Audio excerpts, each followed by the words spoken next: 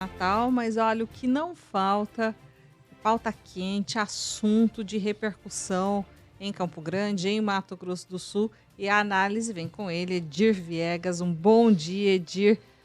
Quer dizer, presente de Natal tá chegando aí para algumas pessoas, né? Para outras, nem tanto. Bom dia, O que você tá Karina. trazendo aí, Edir, pra gente? Bom dia. Pois é, Karina, o presente tá difícil, né? Mas a tungada no bolso tá vindo aí. Essa é garantida. Essa é garantida, essa é célere.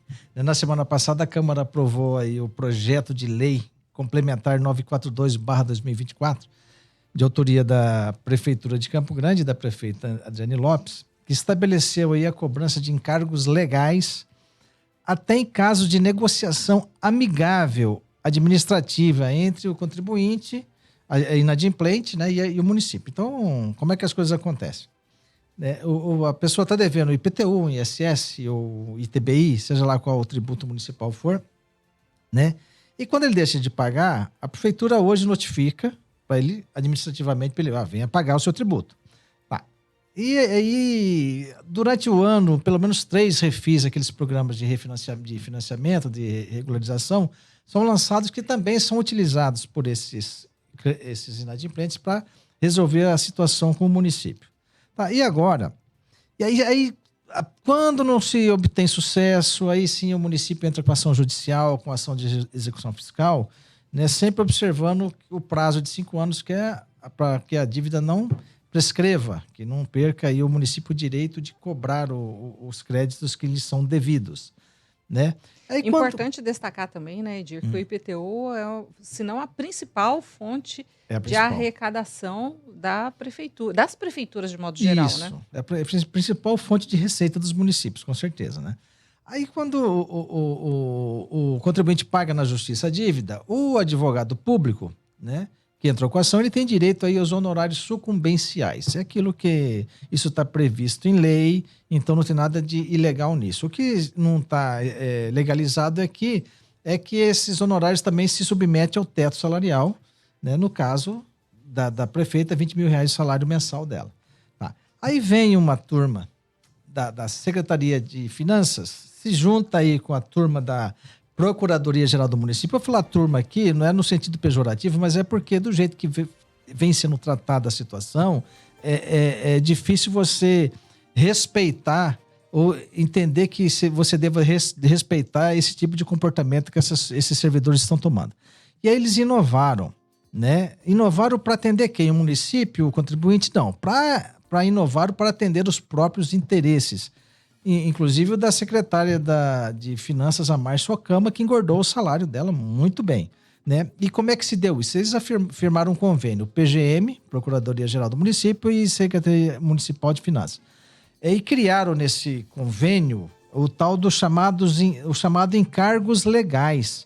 O que é isso? Incide nas cobranças amigáveis, nas cobranças administrativas. Quando o cidadão vai até a central lá onde é do cidadão, é o mesmo nome, falou: olha, eu vim pagar meu IPTU que está atrasado, o meu ISS, o meu ITBI, que seja.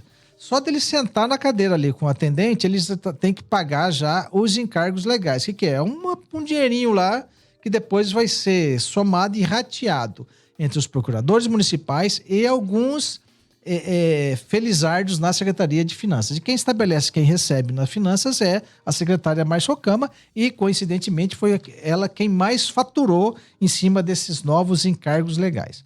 Aí no final, como é que ficou? Os advogados recebem, além dos honorários sucumbenciais, esses tais encargos legais.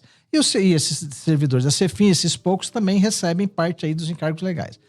E o cidadão e a prefeitura, como é que fica? Bom, o contribuinte inadimplente, que já tinha dificuldade para pagar os seus débitos, passaram a ter um novo encargo. Ou seja, a conta aumentou para que alguns poucos possam lucrar, né? Já a prefeitura se viu em grau de dificuldade ainda maior de receber seus créditos, pois quanto pior a situação para o inadimplente, pior para ela também, né? Essa conta é simples. Aí alguém vai perguntar, mas é legal? Como é que se deu isso, né?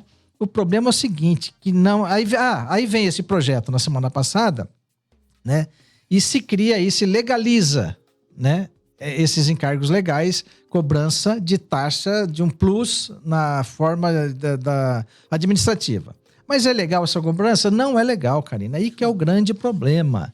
Essas mudanças propostas aí pela Prefeitura e aprovadas pela Câmara, elas afrontam a lei maior da cidade, que é a Lei Orgânica Municipal. O que diz o artigo 88 da citada norma, abre aspas. Na cobrança amigável da dívida ativa municipal, não se cobrará honorários advocatícios, sendo que os mesmos devidos somente na cobrança judicial e de acordo com a porcentagem fixada pelo juiz no despacho da inicial ou em qualquer outra fase do processo, fecha aspas. Ou seja, a cobrança amigável não se tem honorários. Ah, mas não é honorário, é encargos. Gente, só mudou o nome. A nomenclatura... Mas o fim é o mesmo. É o mesmo. É uma taxa que não beneficia a prefeitura, não beneficia o contribuinte, mas beneficia aí um grupo de privilegiado de servidores. E os vereadores não perceberam... Mas peraí, Edir, se o servidor, ele já quando ele passa pelo concurso, ou ainda que seja contratado, ele tem um valor estipulado especificamente de remuneração pelo serviço prestado. Como é que há esse acúmulo? É diferente da iniciativa privada, que trabalha por produtividade, ou coisas do tipo. Como é que isso se dá no serviço público? Olha, você vai criando aí ao longo do tempo os tais penduricalhos. Você tem um contrato de trabalho já pré-estipulado. Você quer trabalhar comigo, a regra é essa, tá? Você vai fazer isso, isso, aquilo. Trabalho por produtividade? Não deveria ser, mas recebe a produtividade. Mas aqui no caso, não vamos dizer que seja uma produtividade nenhuma, Karina. Pelo seguinte... O cidadão, basta que ele procure o município, ele já está gerando receita para essa gente. Ontem eu tive a curiosidade de entrar lá, anteontem, na sexta, para ver como é que funciona a questão do refis. Entrei no site da prefeitura, coloquei lá uma matrícula do imóvel de minha propriedade, tá? E já pulou para a página e lá um campo para você aceitar as condições do refis e assinar, e tá bem observado. Ao clicar aqui, você concorda e assume o débito, blá, blá. Beleza. Ou seja, não tem participação nem de um ser humano nesse processo. Eu clico lá, já sai o processo. Processo eletrônico. Eletrônico. Agora, em cima disso, eu vou ter que pagar uma taxa extra. Olha, é uma coisa absurda. Agora, acontece por que esse tipo de anomalia, esse tipo de aberração? Por quê? A Câmara Municipal, ela não cumpre com o papel dela. Toda vez, você pode perceber que quando a prefeitura quer aprovar algo que lhe interessa, manda o projeto em regime e pede tramitação em regime de urgência. E a Câmara aprova. O regime de urgência, você supre uma série de fases legislativas.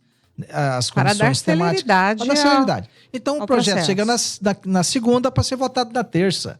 Os vereadores não discutem, os vereadores não estudam, a população não tem a menor chance de participar das discussões. Isso é uma matéria que demonstra o interesse público, não é dos vereadores da prefeita.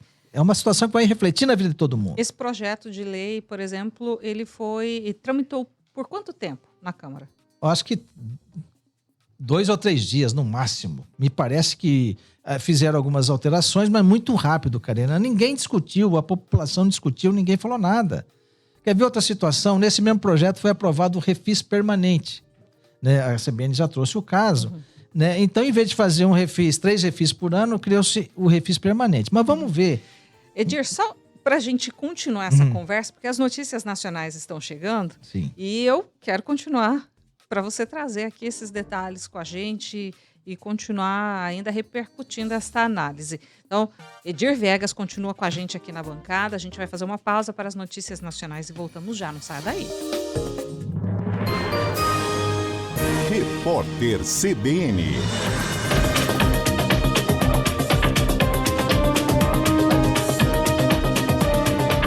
Quinta-feira, 19 de dezembro de 2024. O dólar abriu o pregão em baixa depois de seguidos recordes, mas passou a registrar oscilações. No momento, a moeda americana opera em queda de 1,78%, negociada a R$ 6,17. Na abertura dos negócios, o Banco Central realizou mais uma intervenção no mercado cambial e vendeu 3 bilhões de dólares em outro leilão à vista da moeda americana. Os investidores continuam atentos, principalmente ao cenário fiscal brasileiro. A Câmara adiou para hoje a votação do pacote de corte de gastos proposto pelo governo. O presidente da casa, Arthur Lira, tomou a decisão porque não havia garantia de apoio suficiente para aprovar o texto ontem. A Bolsa de Valores de São Paulo sobe 0,75%, com 121.754 pontos. O euro vale R$ 6,42, baixa de 1,16%. A população indígena que vive em áreas urbanas quase triplicou em 12 anos no Brasil. Segundo o censo do IBGE, o contingente aumentou de 325 mil em 2010 para 915 mil em 2022, aumento de 181%. Quase 64% dos indígenas moram nas cidades. O Congresso Nacional aprovou a Lei de Diretrizes Orçamentárias na contramão da proposta de redução de gastos. Os congressistas rejeitaram a possibilidade de cortes de emendas parlamentares, autorizaram despesas de companhias estatais fora do arcabouço fiscal e rejeitaram a diminuição do reajuste do fundo partidário. O texto determina que a meta para as contas públicas do governo é zero, mas deixa margem de tolerância de quase 31 bilhões de reais para o déficit. A LDO servirá de base para o orçamento do ano que vem. No horário de Brasília, 11 horas 33 minutos.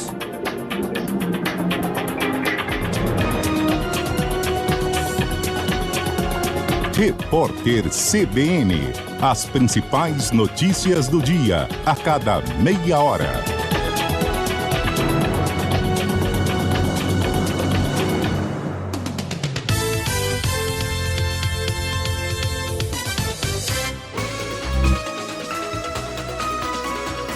CBN Campo Grande. De volta com o Jornal CBN Campo Grande e com Edir Viegas também aqui na bancada comigo, porque Edir está repercutindo hoje, analisando a sanção da lei que implanta mudanças na forma como o IPTU está sendo cobrado aqui em Campo Grande. Edir, você falava então dessas implicações, né? Traz pra gente aí essa análise. Isso, é o refis permanente, né? Até então a prefeitura realizava 3 refis por ano, agora nessa lei aprovada na Câmara, ele passa a ser permanente. Então o contribuinte, abre aspas para o artigo 16A da lei, o contribuinte em débito de qualquer natureza com a Fazenda Municipal, vencido, não pago, inscrito ou não em dívida ativa, ajuizado ou não, com exigibilidade suspensa ou não, poderá efetuar o seu pagamento nas seguintes condições, 2 pontos. À vista com desconto de 60% dos juros de mora e 60% da multa de mora. No refis que se encerrou na semana passada, Karina, o desconto para o pagamento à vista era de 80%. Então, piorou. De 80% que eu para 60%. Então, a vantagem para o contribuinte que buscava essa negociação exatamente para reduzir a sua parcela, exatamente, ou aumentar o desconto, não teve essa... seu desconto. Além de reduzir o desconto, você tem que levar em conta agora que vai entrar os encargos legais, que é aquele dinheirinho extra que vai ser pago lá pro pessoal da Cefim e da PGM, né? Aí a segunda situação, né? Parcelamento, né? O parcelamento aqui com a nova lei, de no máximo 5 vezes, tá? Com 30% de desconto aqui no caso de parcelamento. Como foi no refis que se encerrou na sexta-feira. Redução de encargos de até 60%, vezes que 30%, de 60% baixou para 30%, e o parcelamento que poderia ser feito até 18 meses baixou para 5%. Né? Então, uma coisa totalmente... diferença gritante.